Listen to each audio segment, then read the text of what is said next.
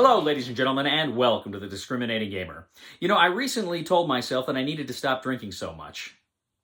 But then I thought, why should I listen to a drunk who talks to himself? Ladies and gentlemen, today we're going to go ahead and take a look at Kingmaker from Gibsons.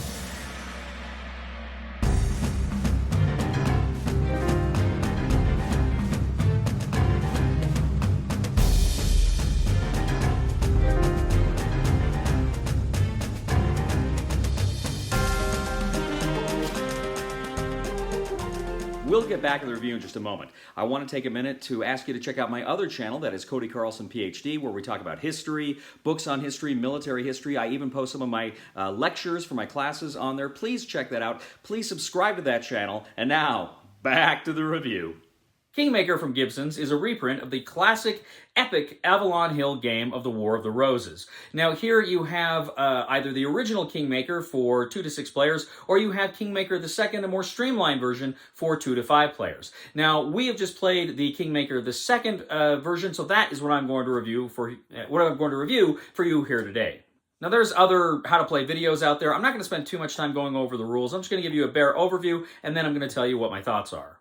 Now, the game board is a map of Britain here during the War of the Roses. You have various divisions of kind of territories throughout. You have various fortresses and towns and what have you. You have roads on there along the way. Now, you have various places for cards and stacking zones. You have kind of an army place to mark your strength of the armies. You also have kind of your prestige track, which is ultimately the victory point track. Now, at the beginning of the game, you're going to have your faction. Now, you can create your own factions, or you can just take these kind of pre-made faction cards, and that's going to tell you kind of all the people you're going to get. And typically, you're going to get at least one titled noble. And that's going to be a card you're going to place down there. It's going to say how many men kind of are under his command. But then you're going to get a lot of other things as well. You're going to get different offices. You're going to get some other people, you may get mercenaries, you may get ships, and a lot of times what you're going to do is you're actually going to stack those cards or have them underneath the card in front of it, so just the bottom is out. Usually that will show you there's more men attached to it or a particular office that that person holds. You'll also be told where your nobles start on the board. They each have a certain crest associated with them. You're going to go ahead and place those in, as I say, the spots where it's indicated on the board. You're going to have event cards. They're going to be arranged in a special way. In the center, you're going to have kind of a prestige victory that unlocks a different way you can win the game. Now, of course, throughout the board, you're going to have the various royal pieces. These are various characters that belong to the House of York or the House of Lancaster. What you're going to do then is, over the course of the game, you're actually going to try to go ahead and claim these and claim these various cards, claim the tokens and the cards for yourself. Now, you can't have more than one because you only support one house. I mean, that is to say, you can't have more than one color. You can have multiple from the same house, but as I say, you can't support both houses. So you're going and you're trying to get those pieces for yourself in order to enhance your prestige and make you in a better position to claim victory. Now, the very first thing you do every round is you draw an event card. Now, the event is going to say certain things, and it might move certain nobles to different locations on the board. So you go ahead, you draw that event card, you see what it says, and you play it out. Next, you can move any or all of your pieces. Now, you can move through other locations that other people occupy, but you must gain their permission in order to move through them. If they don't, combat ensues. Now, during a combat phase, essentially, you look at all of the men that you have under your command with that noble. They're going to look at all the men they have under their command with that noble. You're also going to look at the place you're occupying. Is it a city? Is it a fortress or whatever? And that may give some boosts. You go ahead and you tabulate kind of the power factor on that board. on the army board, and then you draw a card. Now, the card, as I say, the event cards on the top part just deal with the event, but the bottom part deals with combat. So when you read the bottom part of the card, it's going to essentially give you the information you need. Because what you're doing is you're really looking at factors here, right? What factor of attack power do I have versus defense power, or vice versa? What factor do I go in with? When you draw that other card, it's going to tell you what the results of that combat are, and also too, if any of the named people there are involved in that battle, then they are killed and taken off the board. Now, the event card is in two halves. The top part is the event, and you ignore the bottom part, that's just combat. But those event cards may have things like, as I say, people may move places, you may have storms at sea, you may have plagues, you may have a free move card, which you can just keep, and then you draw another event card. So there's a lot of different things that can come out of that deck. You have a line of succession for both the House of York and the House of Lancaster. And one of the things you can do next is, if certain conditions on the board are right, you can actually call for a meeting of Parliament. If you call for Parliament, there's a possibility you can essentially have, if one of the kings have died, you can try to have a coronation for your king. There's a lot that goes on there during kind of Parliament and coronation here. You're not allowed to fight at that time in those areas, so everybody's just going there to attend to these political matters. Finally, you have kind of the end of turn phase. You can do a victory check, see if like prestige victory is available. You can check and see if you've gained the prestige, and a lot of the cards and stuff you draw will have little prestige markers on them, and that tells you where you're on the prestige track. And if after you get the prestige victory, you can win a prestige victory that way. But if that hasn't happened, you go ahead, you draw crown cards, and these have all sorts of fun and interesting surprises on them. You draw two of them, you keep one, and the other one you put to the bottom of the deck. But again, you can add those later to your characters, give them more offices and more things and more men. Now, as I say, you can win in different ways. There is that prestige victory. If the prestige card has been drawn, you can go ahead and win it. Now, it's not just you. You can actually develop alliances. And if you're in an alliance with another player, then the conditions change for how many prestige points you would have to make. There's also a way you can win through the control of the royal pieces. You are trying to control most of those royal pieces. So if you go ahead and you achieve one of those victory conditions, then you win Kingmaker the Second. So, Kingmaker. Again, there's a ton of stuff I really didn't get into. I just moved over very quickly. This is a big game. It's got a lot of stuff going on here. So just bear that in mind that, that's not a complete rules overview. It's just kind of the bare bones of the game. So this is a game, I remember years ago, I used to visit a game store before I was a big-time gamer, and I'd see this there, and I always thought it looked interesting, but I thought, I just didn't think I'd have the time and the patience to learn it, and at the time, I probably wouldn't have. The game is pretty dense, it is pretty complex, and like I say, I just played the Kingmaker the second game. I didn't play the full Kingmaker game, which there's a lot of, you can get into the weeds more with that one.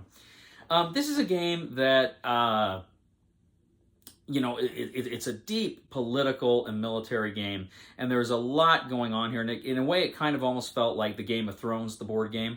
It really reminded me of that. Big surprise, because Game of Thrones was actually based on the War of the Roses. So there's a real feeling like that here. Generally, we had fun with this. It's takes a while to get into. It's not a short game. I think it says 45 minutes per player plus 30 minutes, I think is what they said. So it's a longer game, and just be aware of that going into that. But it is interesting, and there's a lot of chance here because there's a lot of these card draws. And the cards, on one hand, they give you a lot of spice and sugar, and on the other hand, there's a lot of chance. For instance, I think it was Holly was going to go ahead, and she was going to take a ship, and she was going to go claim a royal in, I think, Calais. And just before she had her turn to do this, she draws an event card, and it says that she has to move that character that was going there to some other castle. So there's stuff like that. You can really have your plans frustrated with a bad card draw. And then, of course, too, you never know if your characters are going to die through these card draws. And it's a lot of chance here. I don't necessarily mind it because it's not like your entire strategy is always based on just one person. But it can really alter the flow of the game quite cruelly in times with when some of those characters are killed. The combat system's interesting too. I like how you've got that factoring system where you add up the strengths and then you kind of factor it and you draw the card. I actually enjoyed that. I thought that was pretty fun. But what it also means too is, you know, you always want to go into combat with a kind of a significant advantage in manpower. I mean, I guess that's true across the board, but it seems like here you can't even contemplate something like that if that's not the case. There's no chance really for success if you've got a significant number of lesser men. Overall, I liked this game. I think it was decent, but I guess what I came away from it thinking was, this is the streamlined version? I kind of felt like it needed even to be a little bit more streamlined, and I don't know, maybe that would have changed the character of the original game too much, which I still haven't played. But I felt like I wanted it to be a little quicker and I wanted it to be a little lighter than it was. Now, some people, of course, who dig that complexity are going to really dig this game. They're going to really love it. Me, I liked it. I can't say I love it. And so what I'm going to do is I'm going to say try it before you buy it. Again, if you dig the complexity, if you really want to dive into this, and those are the games you're really looking for and crave, you will love this game. Otherwise, if you're like me, a little bit more casual, try it before you buy it. Thank you, ladies and gentlemen, for joining us once again today on The Discriminating Gamer. As always, we ask you to please leave a comment for us on YouTube, on Board Game Geek, on our Facebook page, or on the discriminatinggamer.com. We'd ask you to please like us on Facebook, subscribe to us on YouTube, and follow us on Twitter. I'd also ask you, ladies and gentlemen, to please check out my other channel. That is Cody Carlson, PhD, where we talk about military history, books on history. I'm currently uploading my lectures on World War II. Please check that out. Please subscribe to that channel. It would mean a lot to me. Also, please give this video a thumb on Board Game Geek. And if you really do like the channel, you like the content we produce here, please consider leaving a tip by clicking on the Super Thanks button here on your YouTube screen. We would really appreciate that as well. You know, ladies and gentlemen, I would just like to remind you that a pun hasn't fully matured until it's full grown.